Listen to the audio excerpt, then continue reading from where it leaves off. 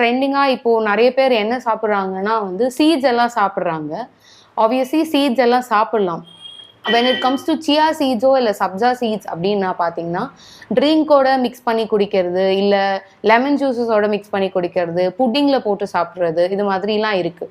So 2 main difference இருக்குது. சியா சீட்ஸாக இருந்தாலும் சரி, சப்ஜா சீட்ஸாக இருந்தாலும் சரி, ரெண்டுமே பார்க்கறதுக்கு வந்து ஒரே மாதிரி இருந்தாலும் ரெண்டுத்தோட கேரக்டரிஸ்டிக்ஸ் ரெண்டுமே வேற வேற சீட்ஸ். ஏன்னா பார்க்கவும் இல்லை மார்க்கெட்டில் நீங்கள் பார்த்து வாங்கும் போது ரெண்டும் ஒன்றுன்னு நிறைய பேர் நினச்சிக்கிறாங்க. ரெண்டும் ஒன்று கிடையாது.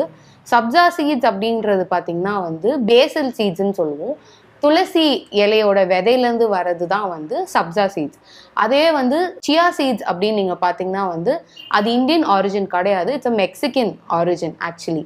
ஸோ ரெண்டுத்துக்கும் இருக்க டிஃப்ரென்ஸ் என்னன்னு பார்த்தோம் அப்படின்னா ரெண்டுமே ஹீட் கம்மி பண்ணுறதுக்கும் பாடியோட கூலிங் எஃபெக்ட்க்கும் ரொம்ப ஜாஸ்தி ஒர்க் ஆகும். பட் ஆனால் சியா சீட்ஸ் எடுத்துக்கிட்டீங்க அப்படின்னா அதை டைரெக்டாகவே கன்சியூம் பண்ணலாம். பட் ஆனால் சப்ஜா சீட்ஸ் எடுத்துக்கிட்டீங்க அப்படின்னா டைரெக்டாக கன்சியூம் பண்ணக்கூடாது. அட்லீஸ்ட் ஒரு ½ வந்து நல்லா சோக்கின் பண்ணிவிட்டு ஃபுல்லாக அது சோக்கின் ஆனதுக்கப்புறம் தான் சப்ஜா சீட்ஸை கன்சியூம் பண்ணணும். அதுவுமே வந்து 1 to 2 டேபிள் ஸ்பூன்ஸ்க்கு மேலே பர் டே ஒரு ஆள் கன்சியூம் பண்ணக்கூடாது. எனிதிங் பிகாஸ் அப்படி கன்சியூம் பண்ணுறப்போ என்ன ஆகும் அப்படின்னா பாடியில் இருக்க அகேன் குளுக்கோஸ் லெவலும் சரி, ஃபேட் லெவல்ஸும் சரி ஜாஸ்தி ஆகும். when it comes to sabja seeds ஸ்பெஷலாக பார்த்தோம் அப்படின்னா it has a very peculiar effect on பிளட்டில் ஜாஸ்தி எஃபெக்ட் இருக்கும். என்ன பண்ணும் அப்படின்னா அதோட கிளாட்டிங் ஃபேக்டர் வந்து கம்மி பண்ணிடும்.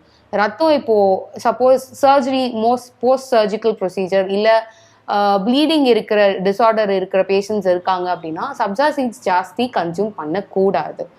சப்போஸ் நீங்கள் கூலிங்காக கன்சியூம் பண்ணுறீங்க அப்படின்னா அதை மேக்ஸிமம் ஒரு 1 to 2 டேபிள் ஸ்பூன்ஸை தாண்டி கன்சியூம் பண்ணாதீங்க.